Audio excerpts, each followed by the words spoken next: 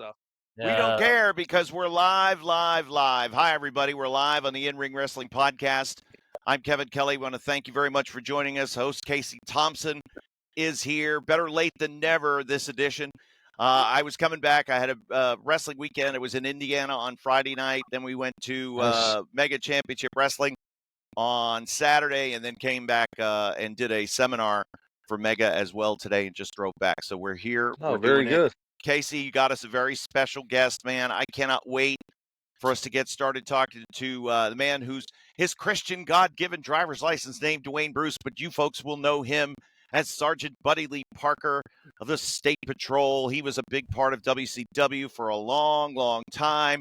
And here, and sir, it's great to have you on here, Dwayne. I just want nice to be here. It is one of the main things that we're doing on this podcast is we are talking about sort of the forgotten man in the ring, which a lot of times were the enhancement guys whose job it was to get the stars over. Was that tell us about your introduction into wrestling as a wrestler. Well, how did it begin?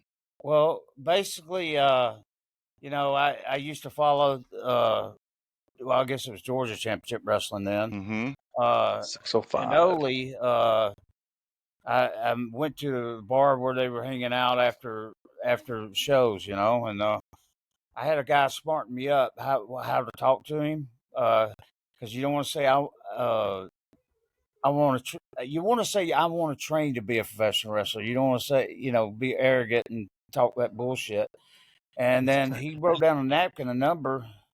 He goes, "Oh, go over there and slap Hawk and them in the back of the head, and we'll see if you live." So, beg your pardon, I'm not that stupid. Yeah.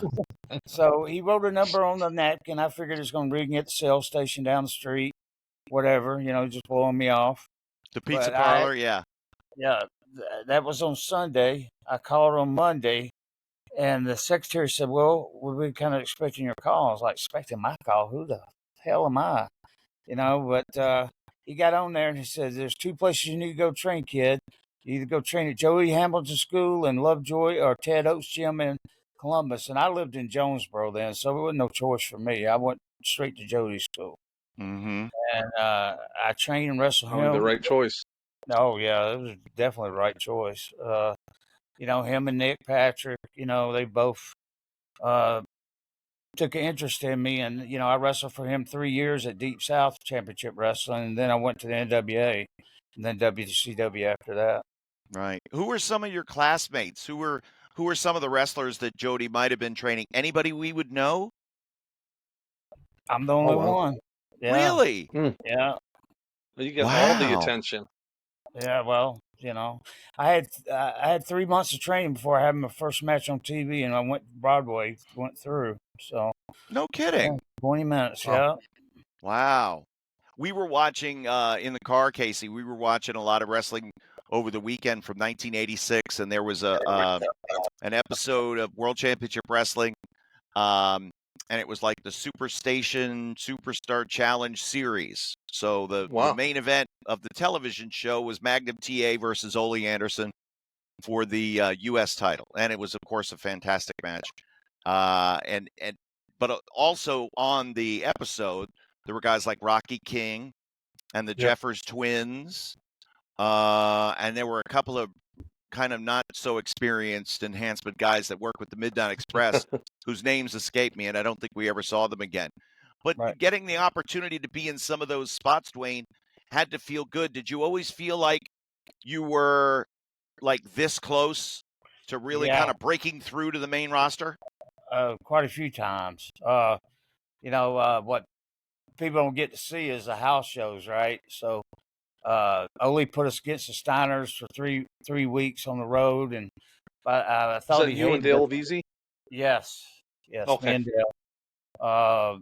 By the third week, I thought he hated us. I was all beat up by then. But the Steiners are great. We use our nightsticks on them to get heat. And we had competitive matches with everybody, rock and roll, all them guys through there. So yeah. That's education there. Well, it damn sure was. It was an education by no means, but I don't know what I'm saying. But anyway, I got a lot of experience real quickly. Right? I was a designated driver in the car, so I Attaboy. kept my mouth shut, my ears open, and listened to everybody going through, and got a big education through the car and wrestling people. So it was great. Casey, that was kind of your role for a lot of time as well, and a good opportunity to learn, right, Case?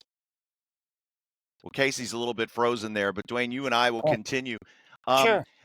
Now, I've always wondered, like the mindset of you always had to be ready. You're the epitome of like the backup quarterback, right? The Right. second string quarterback. You have to play. You have to be ready to play at all times. So you have to train hard. You have to do everything, and occasionally your number will be called. And then it's Oh, like, so it's hard to mentally prepare because you're never quite sure when. yeah, right. I was the guy they always called when they had somebody couldn't get to the town Mm-hmm. or had some kind of problem. I remember one time they called me. Conan was supposed to wrestle Cactus Jack at somewhere, and I had to get dressed in the car. I threw my bag against the wall and went straight to the ring with Cactus, and Wow. stuff. So yeah, I filled in them roles a bunch of times, which were great, because I learned that much more. How much? Now, of course, in the as the mid '90s rolled along and WCW was not quite there yet. I know the company was dealing with a pattern of no shows because of guaranteed money and Right. things like that. Talk to me about how did you guys feel, the rank and file members of the locker room, and who wasn't getting that big guaranteed contract. Right. Well, we got along with everybody great, for one thing. And we, people don't realize you had to earn them guys' respect to get part of the company, So Mm-hmm. so we actually earned their respect. They changed my gimmick I don't know how many times. I was with Jack Boot at one time, Leprechaun at one time, That's right. Yeah. So yeah, we had to learn everybody's respect, and eventually, I was calling the matches with the guys that I was wrestling that had less experience, but they were getting the push. So I was calling the matches for them. So yeah. And again, I know that is a great show of respect. And I know that within the industry, you had a tremendous amount of respect and still do, of course, Thank you. for toughness, for readiness, for the expectation. Like you held high standards, so Oh you yeah. always had to be Actually, there. I did the same stuff at the power plant as I did when I was trained. I did the same stuff. I Same added drills. same drills, but I added a bunch to it. But it was the same drills. I mean, we had to do 300 squats. I was doing 500. I did them with every guy, every tryout, everything. Mm-hmm. Uh, Guy challenged me one time, and we did 806. I mean, 1,866. Oh Wow. my gosh. Yeah, yeah. And then when we got the thing, we were doing 100 straight. So yeah, that's why I always kept in shape, and that's why my weight variated, from it depending on when we had a tryout and I had TV and all that stuff. I looked different. They'll Right. stay jacked all the time, but I looked different because I was losing weight and trying to gain weight and all that and keep my weight, So And yeah. that's what I was, Casey. That's one of the things that I was saying. I think Casey's having some internet issues tonight, but nevertheless, okay. So when did the addition? Because again, I was like you in a way. I was sort of that multi-tool. I could do a lot of different things, and obviously that was you. When did you start training at the power plant? Was that from when it first opened? First open, yeah. Okay. That was just Jody Hamilton School. Right. And Uh, so as Jody's about school transitioned to the WCW Power Plant, were there added expectations put on that facility because now the company was behind it?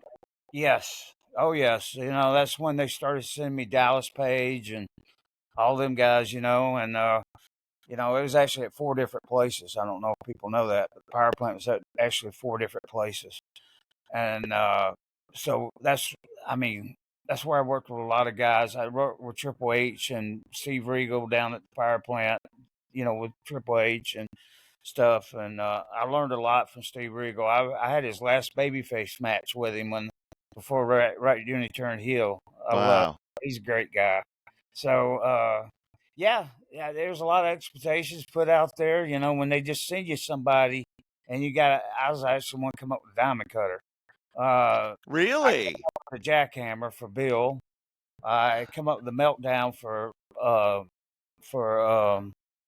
God, I just lost his name.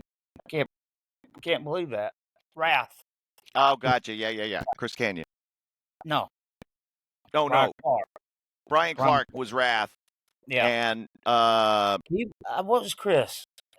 He was one of them Mortal Kombat dudes. The name just left my head. I had it. I was getting ready to say it, and it'll pop back into my head. It'll pop back into my head in a few minutes. Okay, Yeah. so you were always with Jody? I was with Jody. I just kind of took it over. Nobody appointed me to that position. I just kind of did it. And yeah, I had some heat down there. You make everybody do a bunch of stuff that you won't see. If they got the heart, or they're gonna stick with it. So we did a bunch of stuff. And I had tryouts once a month. Sometimes I have 25 guys, and by the end of it, I have 3. Yeah. But that's usually the ones that stuck out and made it. So it was Casey. We've been talking about, of course, with Dwayne about transitioning and starting the power plant duties. Did you Casey ever have the time or the opportunity to go train over at any of the power plants? No. Not at all. You would have done a few squats, my boy. Yeah, yeah. when I ran my wrestling, we did the same thing, 500 squats before we got into the ring. And the thing is no one could say anything because I was doing the 500 squats with them. Everything I told them to do, I was There doing you the go. same. Yep, I did the same too. I think the craziest thing I ever did was when you're doing a simple drill, is just kind of following the leader, right? So you lock up and roll around the ropes. We've seen it a million times, but as you probably know, how many guys get that so screwed up because both guys want to lead. So Yeah. I just said, all right, everyone outside. I went to my truck, turned on some country music. I said, match up to someone. I said, now you guys are going to slow dance. One's going to follow, one's going to lead. You're going to follow the leader. And I said, once you guys learn how to slow dance, we'll make it back into the ring and we'll get this drill done. And finally, they learned how to do it because they did not want to be out there dancing with another guy, but they learned, there's a leader and there's a follower. So it was a weird way of doing it, but it worked. Yeah. Right. Now, of course, Dwayne, when some of the guys that were coming in and out of the power plant and they had the opportunity to come in, you had the chance to work with some of the main roster guys, but there was always a host of, other guys that were there. And it always seemed like there were a ton of big muscled up guys that may not have necessarily come from wrestling. Maybe they came from bodybuilding or powerlifting or some other sport.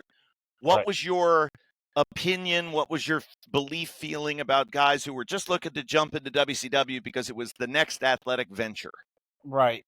Well, we always had them guys, but I made them go through the same stuff, and I know where you're going at with this, but but I have them do the same stuff as everybody else because if they didn't have a heart, WCW. One thing about Vince, he had a training territory, right? Ohio Valley. So we didn't have that. I tried to get it for many years, but it didn't work out. So it's either make it or die. You know? So, it's a shame they didn't take that same philosophy. I know you're probably leaning towards Batista, but well, again, he was good at signing the check when he was at office school. That was about it. And I know that, again, it took him a while to click in WWE. He was on the verge of getting fired. Oh, wow. In fact, he came, and it's, I think he's talked about it a little bit, but the bloom was off the rose as far as Batista was concerned within the WWF. And he was, with Johnny Ace coming in, And anytime you have a new general manager in any sports franchise, they're going to take a look at guys, and they're going to take a look at everybody.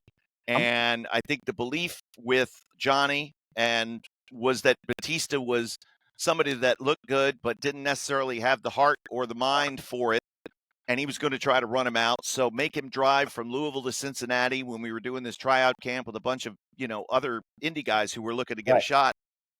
And he was like, I'm not doing it. He said to me, I'm not doing this, Kevin. If they want to let me go, they can let me go. But what I think I need to be doing is be out on the road. Right. And I couldn't argue with him because I kind of agreed in that. I think he had been in the system long enough. Right. And then when he went back to TV the next time and he talked to Vince and he was able to convince Vince McMahon to give him that opportunity. So he wound up being put on the road and got to hang with the right guys. Believe it or not, that was the best thing that could happen for him. Yeah. Because, like I said, WCW didn't have a training, indie type deal like that, Ohio Valley going on, where he could actually be married to somebody. Yeah. For 7 days in a row and, learn from them, or, that type of stuff like Brad Armstrong or somebody like that, But he did a lot of interviews about me over the ways, and that's okay. He could send me a check if he wanted to. So yeah, sure. Yeah. Well, it seems like everybody that helped him, and Danny Davis is one name that comes to mind that either, is conveniently left out of his mouth, and all the good stuff that Jim Cornette did for him. Yeah. That's, so again, you're in good company. Let's just say, Dwayne, if Batista is knocking you or not putting you over, you must have done right by him. Yeah. Because it's a convenient memory lapse from our now Hollywood friend. Yeah. But, and then I worked with Dennis Rodman when they brung him in, Karl Malone. I didn't have nothing to do with it. David Arquette.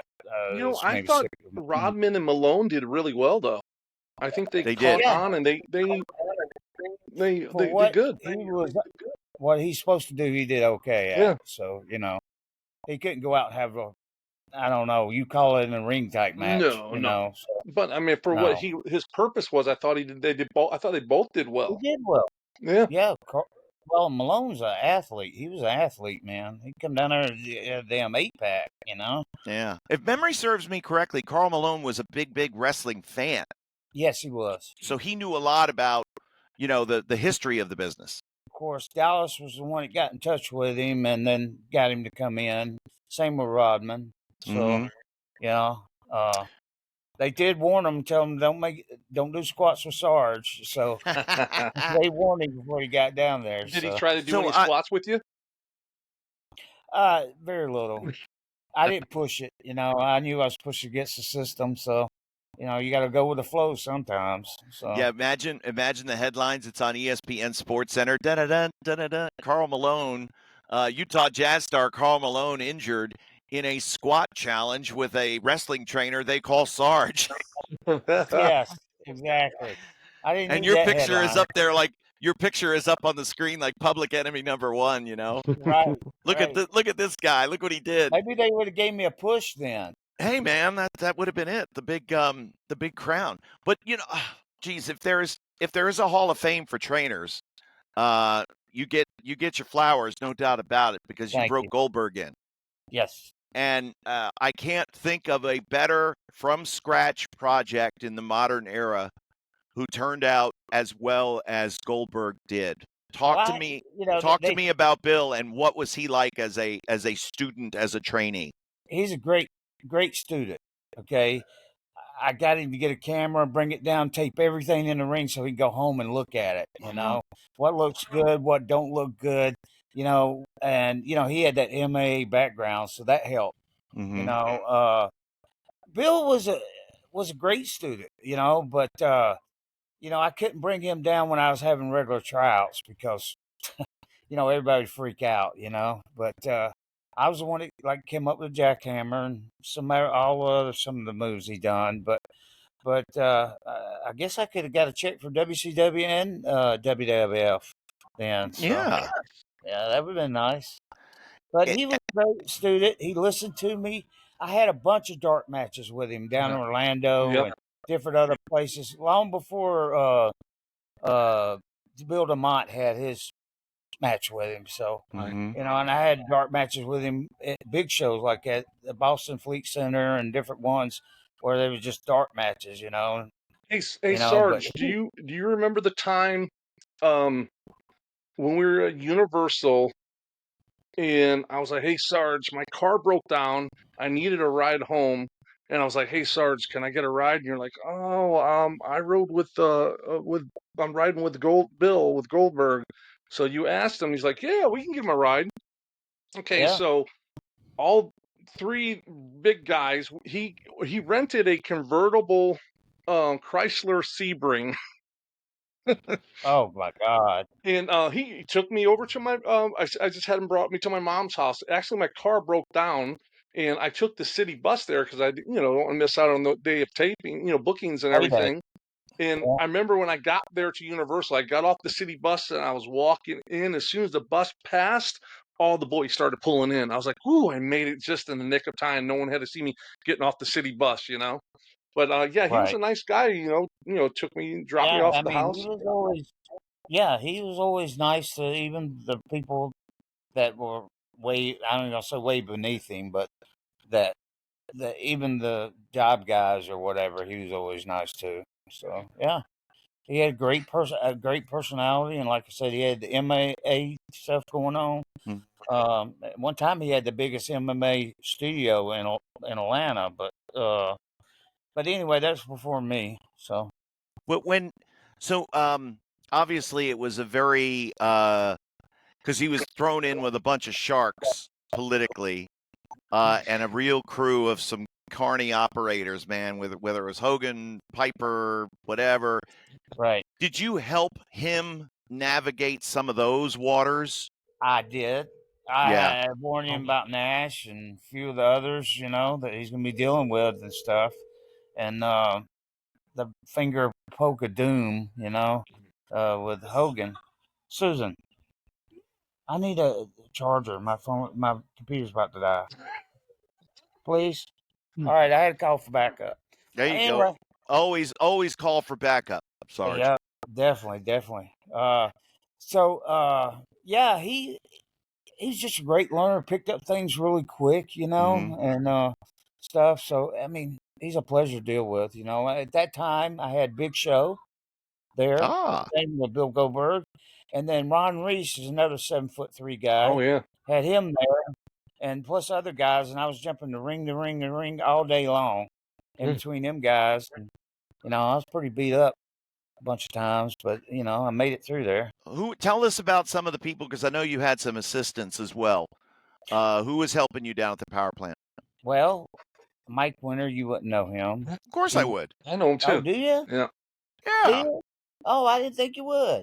If you Yeah. watch if you watch TV wrestling, you know Mike Winter. Okay. Yeah. Okay. Cool. I didn't realize. He did like paperwork and shit. He didn't do anything in the ring much. When I was going up to do video games at EA Sports and different things, and flying over to London and Germany to check out the rings. I built rings too, by the way. Did you Uh, really? Yeah, I drove a ring truck. I built rings. I did it all. So So we have keep a that payday professional going, here, man. Kevin. We have a professional. He can answer last week's question. Okay. Yeah.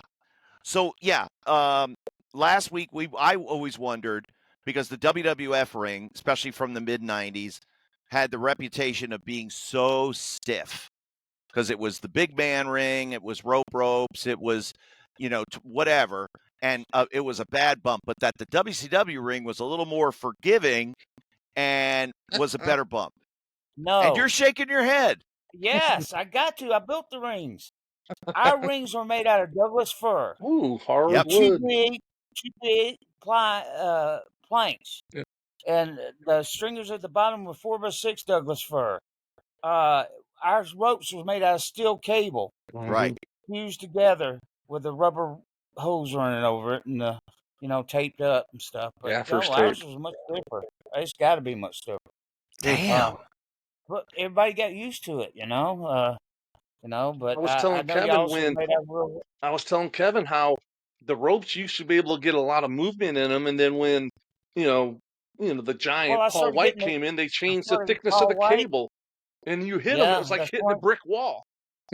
Yeah, yeah. I mean, I had extra ropes put on the ring trucks in case you broke a rope, whatever. I didn't know. I had to plan ahead, and that's where Jody was at. He was coordinate the rings, where to go, and all that stuff. But yeah, I worked with for the pyro deal. I worked with a welder down here in South Georgia to get the first nitro ring post ready. So Oh wow, yeah, where they exploded Wow. out the top. yep, Yeah. yep, Wow. That was it's such a fascinating time to look back at, as that Nitro era.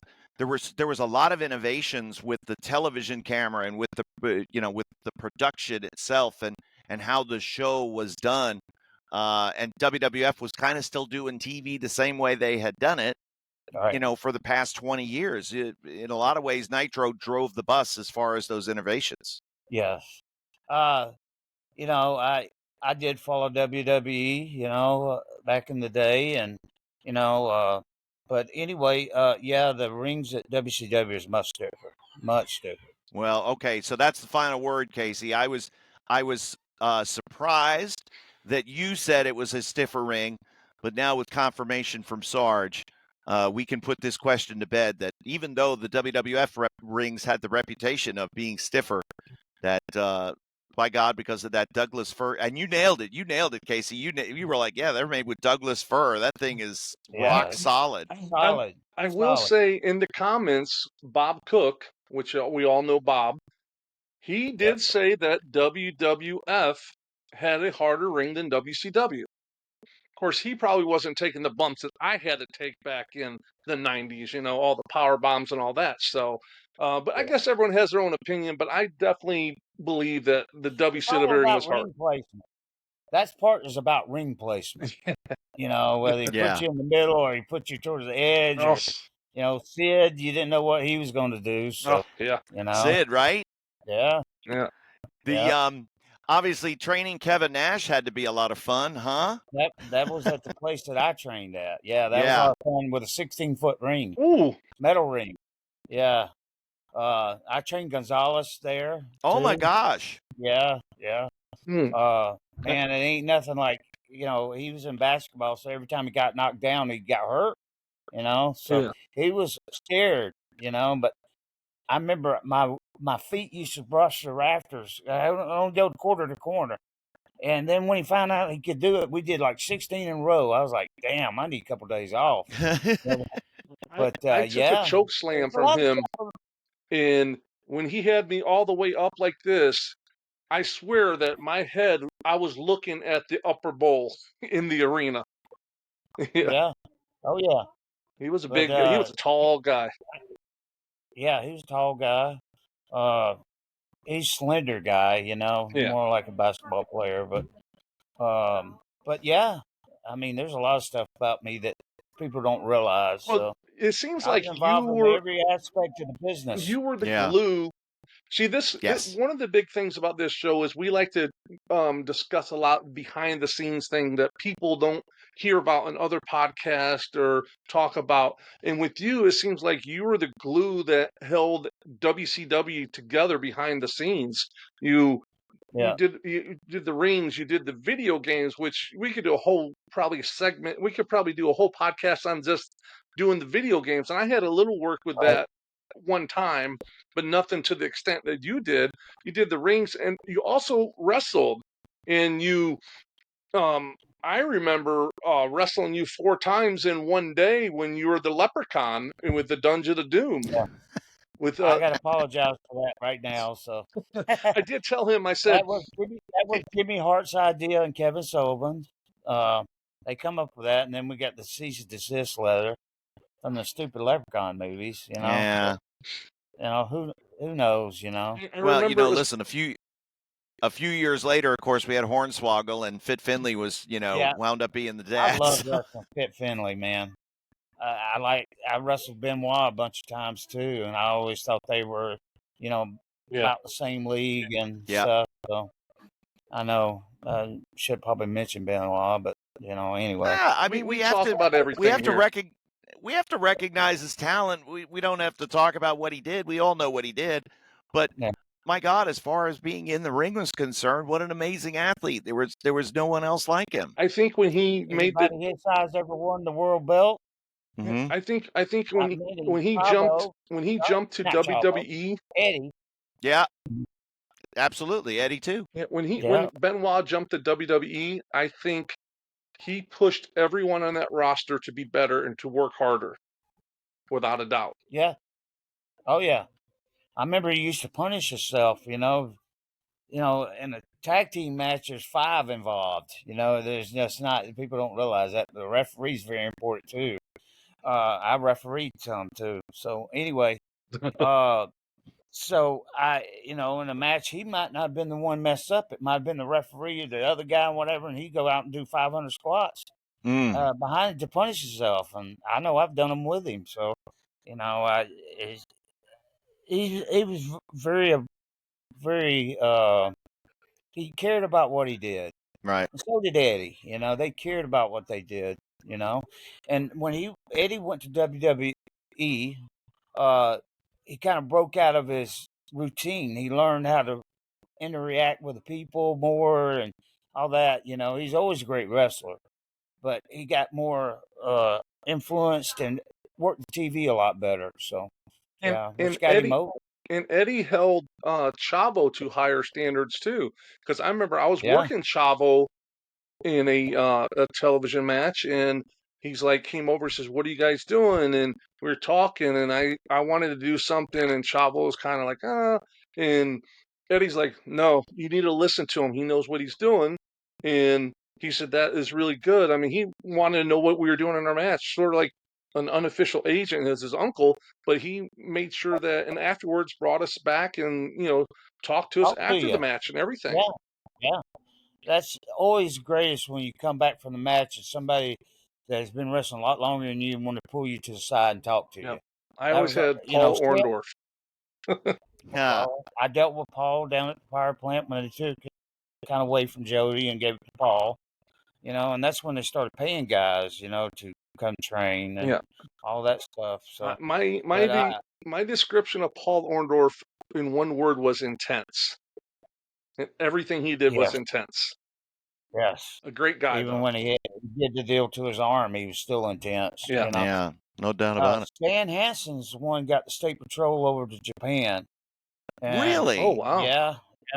And you got to tote the mail if you Stan Hansen recommends you go over there and stuff. So yeah, I've been in the ring with Doc, Terry Gordy, Stan, and me and another one guys is like the young boys, right? Yeah. So we had, Stan would start hitting the young boy with a bell, and I'm like, oh shit, here comes Doc, got that big forehead, oh shit, what is he gonna do to me, But I had some great people working with me that taught me a lot over the years, and people that didn't have to take the time with me, really they didn't, but I was like a sponge, man. I just inhaled everything I could, Absolutely. Yeah, do I wish I was 6'3"? Yeah, I kind of wish I was 6'3", but that wasn't in my cards. So, do you think that's missing in today's business today? That there's either one or two things. Well, There's not guys that are, pulling guys to the side and helping them, or the guys now aren't listening to those guys that are trying to help them. it's all one high spot now, man. It's just not. It's not. The old psychology still work to this day. Go behind, take the guy down. He set out, and you miss it, and he gets. You put the guy over. The first couple babyface would show him you can wrestle, but he out wrestles you. Gives you a reason to what? Cheat behind the referee's back. That's still the old lineage, and it's still work to this day. But Right. everybody's doing all these big high spots, and it's amazing what they can do now, But I don't know. The athlete of 20 years ago could do a lot of those same moves as well. It's just that either they were told when to do them on Right. the big show, the big spot, or not to do them at all if they are that big. And you trained, it sounds like you trained about 28-foot a wrestler between Paul White and Ron Reese and El Gigante and Kevin Nash. My God, it's like an NBA all-star team. Yeah, exactly. You can't go all the way back in the day, I don't think, but you just, I don't watch much AEW, but they don't even grab a hold anymore, Well, Like that. here's the way I look at it. And I did seminars in Indiana and Ohio this past weekend with my great friend Brutal Bob Evans. And what we have come up with is if you analyze and you isolate WWE television, they have cut out the shine in every match for the most part. And the reason that they have is because the shine, in their point of view, is the video packages and the entrance music. So that's where in their opinion, that's where the babyface gets over. And so really when the bell rings, then we can jumpstart and we can kind of get into the middle of the match so that we don't have to devote as much TV time to in-ring action to tell Right. in their opinion, to tell the same story. Well, I think Triple H has a lot to do with that.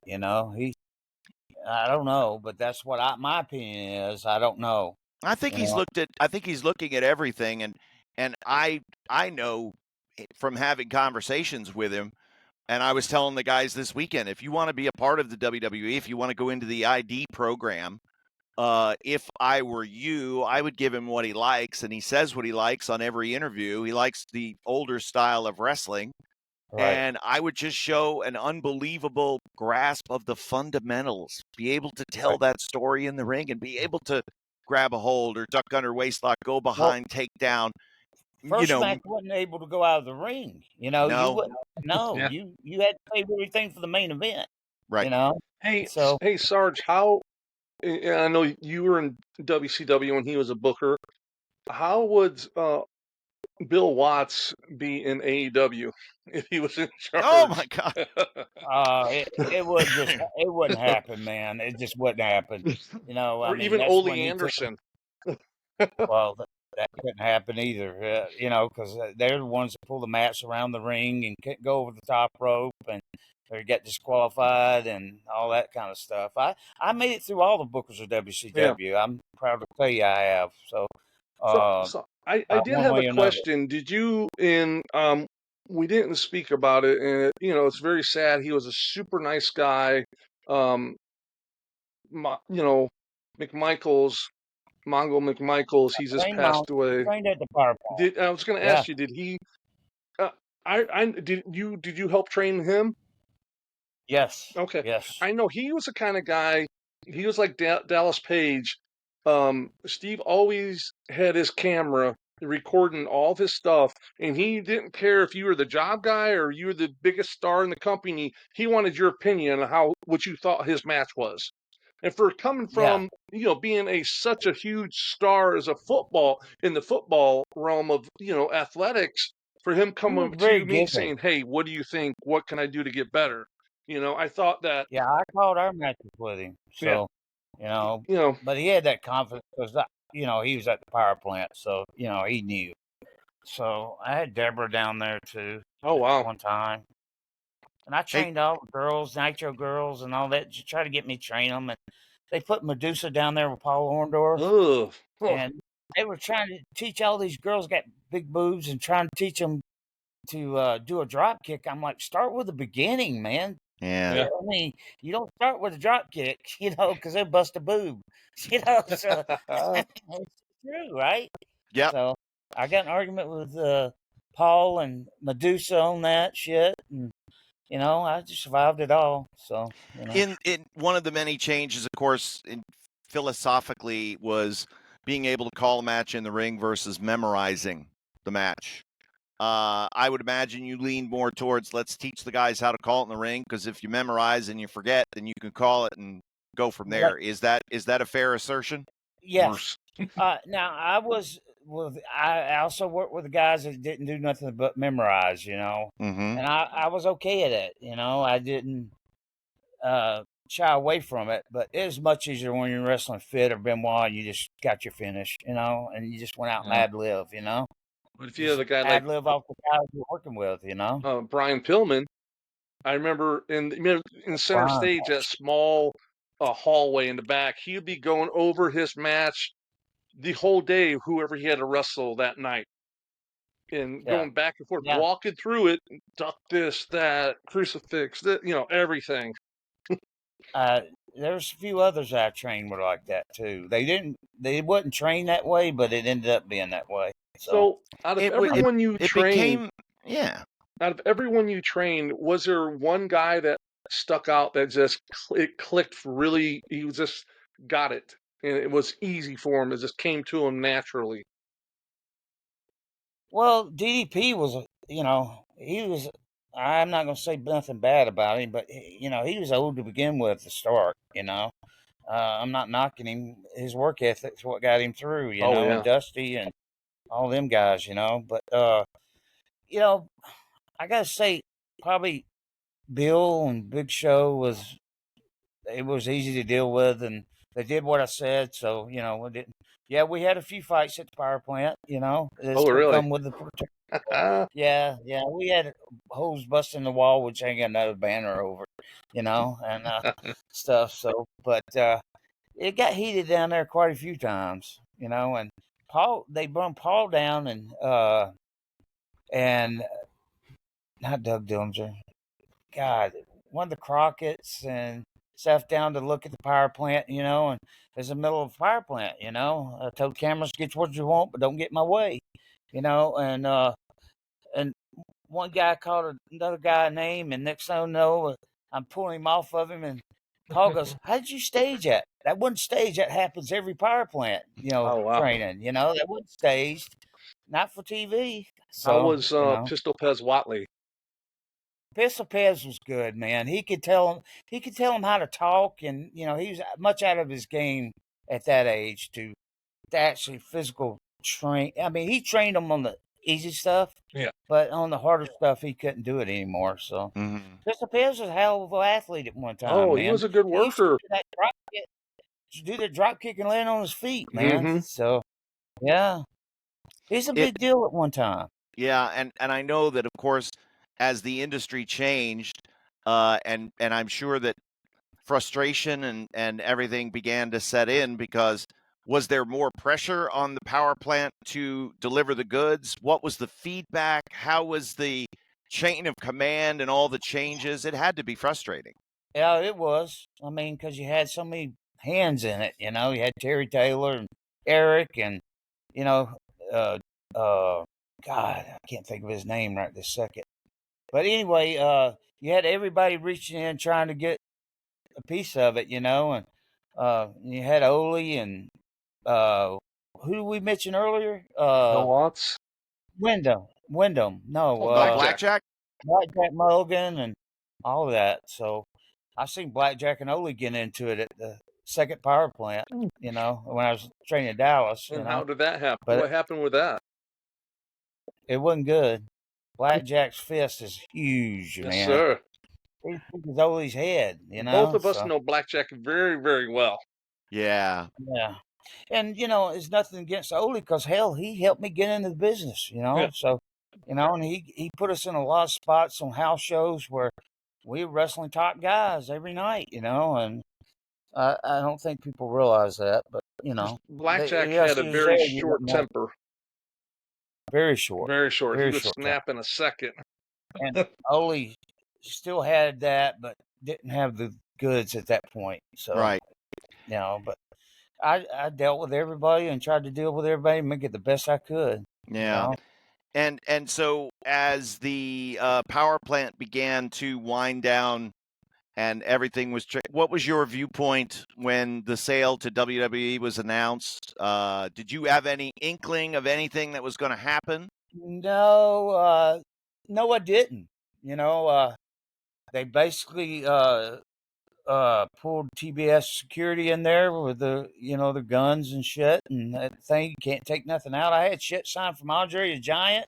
I was on tour with him in Japan, and all kinds of shit. They wouldn't let me Wow. take out of that building, you know. So Ah, today boxes will be provided for you. You must exit out. You can't take nothing with you. And thank you. That was it. That broke my heart, man. Mm. But yeah,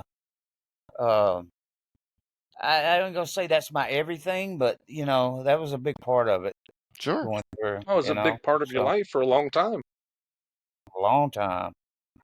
Now, did you Since stick with Jody when he reopened Deep South? I actually went down there. He wanted me to run some night stuff, you know, and I went down there and I'm old school. I take my bag everywhere I'm going, no matter Of course. what. I walked in there and you could hear pins hit the floor, you know. It's like everybody just shut up. And there was like one guy rolling the ring mat. I made them all roll the ring mat. Take the rings down, load them on the truck, put them back up.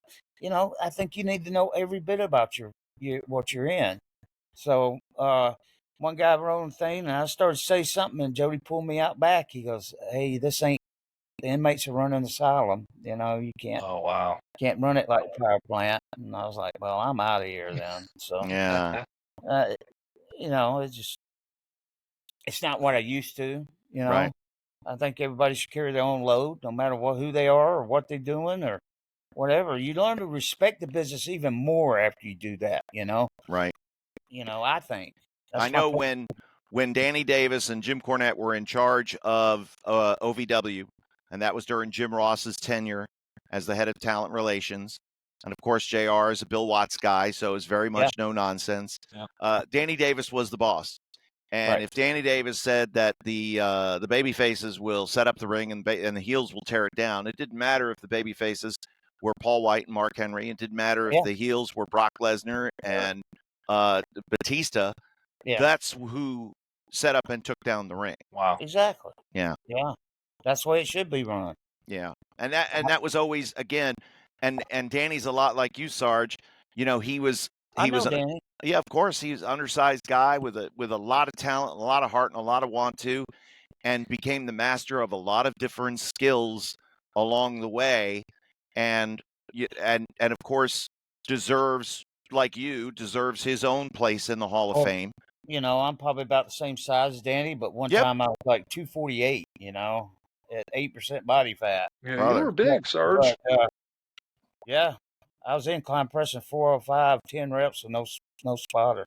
Wow. Wow. It's crazy stuff, crazy Yeah. stuff.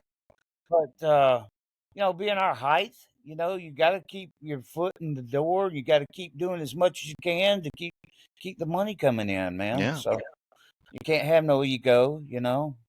I've drove ring trucks, set them up, and wrestled on the same card. Wrestled Chris Benoit, took it down, and drove from Indiana to Atlanta, Georgia, because I had a power plant next day with TV.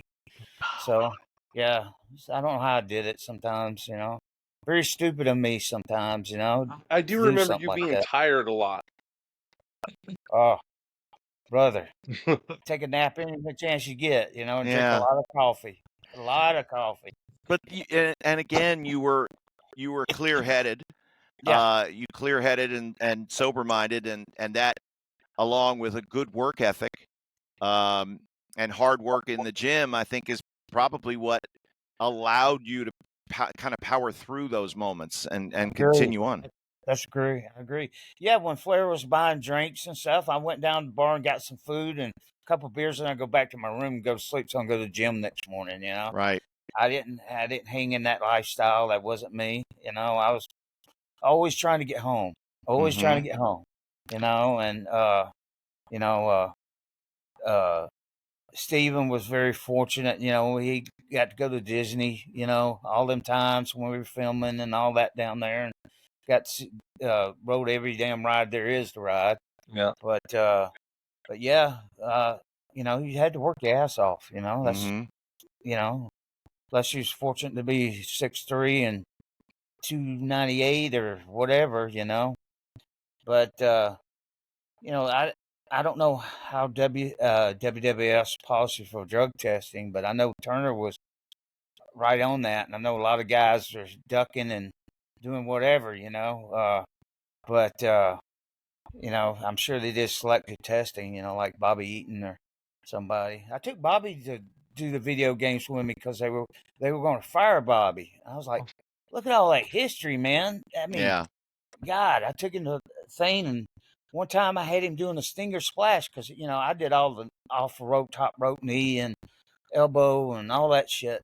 So this is gonna make you laugh.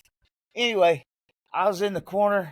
You had to do an A take and a B take, and sometimes you had to take 3 and 4 to get it right. Yep. Bobby, I said, do the stinger splash to me, Bobby. And he ran, he jumped. He said, I jumped as high as I could, Sarge, but he ran into my suit and Velcroed me up the side of my face. Oh. And he goes, Sarge, I jumped as high as you could. I said, Bobby, your feet never left the ground. And the whole studio just died laughing. We had to take about an hour break before everybody stopped laughing about that. But I loved Bobby, Oh, he was the greatest guy. I remember once I saw him, like, what's Bobby doing? He's taking spray paint, painting his boots. Yeah. Oh, he had everything in his bag. Well, he sure I did. talked to Kevin about that before. His bag, this man was the most prepared person. You needed a sew kit, he had it. He remember the gallon Ziploc bags he had just full of change as someone, because we get there back in the day, it didn't take cards and stuff. You had to put they didn't even have the dollar, to put the money in. You had to have coins. Bobby, just grab it, just take it. He didn't want your money. He was just the greatest guy you've ever met. The greatest guy. And then he calls something to you in the ring. Blah, blah, blah, blah, blah. Wait a minute, Bobby. Grab hold. What did you say? Yeah. But he's such a great worker, man. And he had the weakest stomach there was. Oh. I remember once I told Kevin the story where the Steiners always brought Arnold with them, and they would go to catering when we had catering back then, and it wasn't good food. It wasn't WWE quality by any means at all. And I remember they had a plate of chicken breast they brought for Arnold, and Arnold's eating it. And all of a sudden, Arnold's like, and Bobby's like, Scotty, and Arnold throws up, and Bobby's like, oh. And the Arnold starts eating his throw up, and so Bobby threw up, and so Arnold went over and started eating Bobby's throw up, and Bobby's running down the hallway just throwing up everywhere, like, oh, dog, Yeah, he had a very weak stomach, You could do, but and he would want to throw up. I remember when I had my place north of Atlanta here, and my deal was to get the Armstrongs running some stuff down in their way, and but everybody said this, except for the Armstrongs, says this is my territory. Well, you ain't got no you ain't got no daggum territory. Yeah, I what are you thinking? And I furnished the ring, for TV. I had a group that come in and did my TV and all that. And, but anyway, I had Bobby down at my place where I was training people then, and he'd be on the side of the ring shaking the cup of coffee, and but I loved Bobby, man. Bobby always had a cup of coffee or an ice cream bar, or he always had something. We could tell endless stories of Bobby. There's the funniest, funny guy. Just a sweetheart of a man. Well, when I took him to make video games, that's when we were still wearing the Zubaz shit. So they had to think we were the two gay guys in the world, we go somewhere. Bobby, let me try that food. And here, Bobby, try that. I'll try what you got, and whatever. He wasn't much about going out, and stuff. So anyway, they had to think we big. He had the blonde bleached hair then. And they had to think we was two gay guys. I don't care. And you're wearing the spaghetti strap tank tops with Zubaz with the fanny pack, all jacked up, with Bobby with the long bleached hair with the Zubaz on and everything. Yeah. And he always get upset because I book us up high, in a hotel, and I wanted to be faced towards the bay so I could see the seaplanes coming in. Got my mochas delivered to my room every morning, but sit out there and enjoy Vancouver. It's an awesome place. But Bobby, why you book us up so high? What if they have a fire? Couldn't you get us on the first floor? But Well, talking good stuff about Bobby, not bad stuff. So, No, yeah. that's just because he was just a pure soul and just country at heart, and was just a remarkable individual outside of the ring, his talent notwithstanding. So, as the wrestling career began to wind down, what was the transition like to civilian like for you, Sarge? Well, I always done construction work all my life. When my first job was with Show Construction, I managed 3 buildings for them, all the build outs and all the stuff for them. And but I've always had that background, so I had something to fall back on. My dad told me, you always got to have a plan B, and Jody said the same stuff, you always got to have plan B. So I had a plan B. So now I'm working for D.R. Horton. They're the biggest residential builder in the United States. I do warranty and structural jobs. If we have something structural out or something, we have to nice. jack up the house or something like that. That's what I do now. So, yeah. And then when you go to talk to somebody, they're like my gift for gab, because us wrestlers, we talk our shit out of everything, Sure.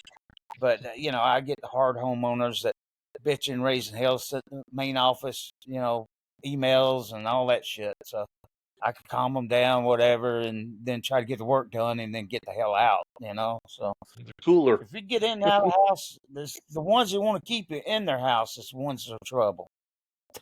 Oh, If you yeah. get in and out, great, So, what is what's the traveling radius for you now? Do you stay close to home? How far do you go out?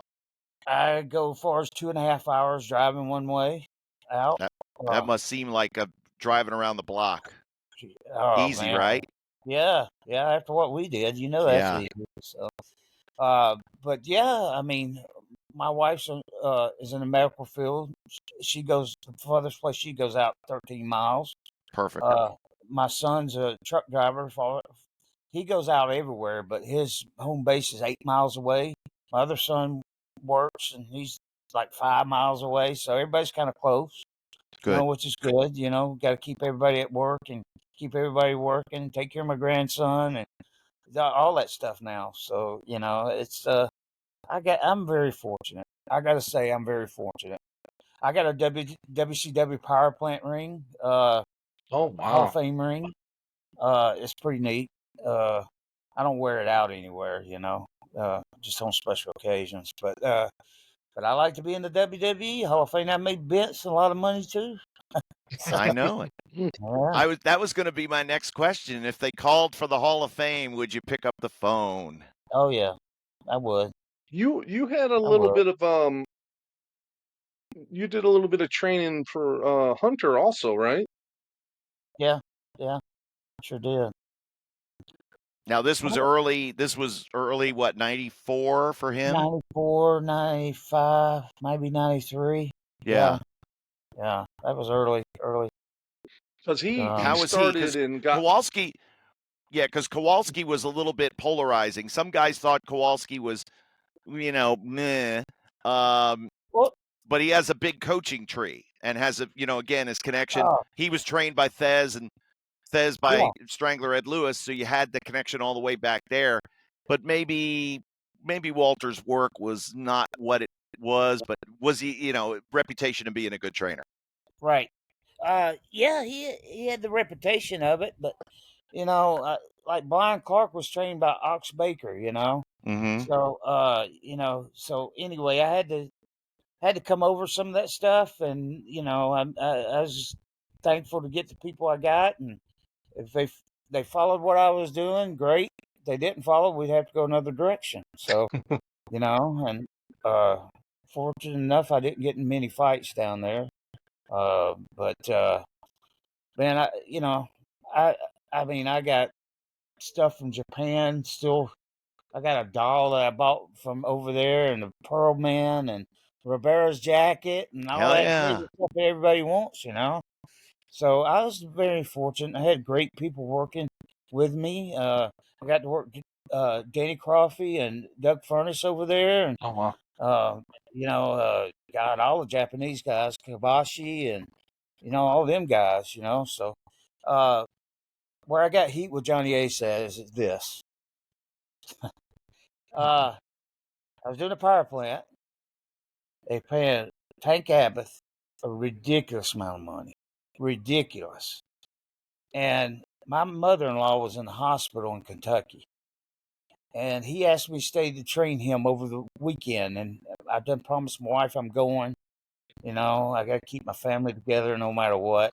Mm-hmm. So I told Johnny Ace, no, we got to go check on our mom. So that's what I did. I got heat with him. It was just strange because I wrestled with him over in Japan. But ever since then, I had to eat with Johnny Ace. So, yeah, who knows? Well, again, there was a lot of people who respected Johnny for, work he was able to do, but knew the right ass to kiss, and forgot a lot of his friends along the way. Baba's like. wife really liked him. Oh, Mrs. Baba, yes. The stories I could tell. Yeah. But, in the end, Sarge, I think you ended up a lot better than Johnny Ace. I think I did too. I mean, I haven't read your name in the papers in a good while, and it was you're always a not gonna positive read me. story. Yes, exactly. Hadn't seen me in a lineup lately, so That's right. I've never been to jail. I never want to go. So, Well, that's good. yeah. All right, so listen, let's circle back and do some more of this because I know the fans have enjoyed us, and I apologize for running late and holding you up, but love to get some more thoughts as events unfold in this crazy wrestling industry. Exactly. And again, thank you for all of your contributions. Thank you, sir. You Means a lot made coming from you. Yeah, thank you. Yes, made the business a better place, and one of the unsung heroes that we will continue to celebrate here on the In-Ring Wrestling Podcast is our friend Dwayne Bruce. You know him as Sergeant Buddy Lee Parker of the State Patrol, and the man who did about 1,001 things in WCW. I want to thank you, sir. Thank you, guys. Love you. Talk to you later. All right, take care. Love you too, Sarge. And let's figure out how we can close this out so we can let Sarge go. Give me 1 second here. I got it. You got it? Then we can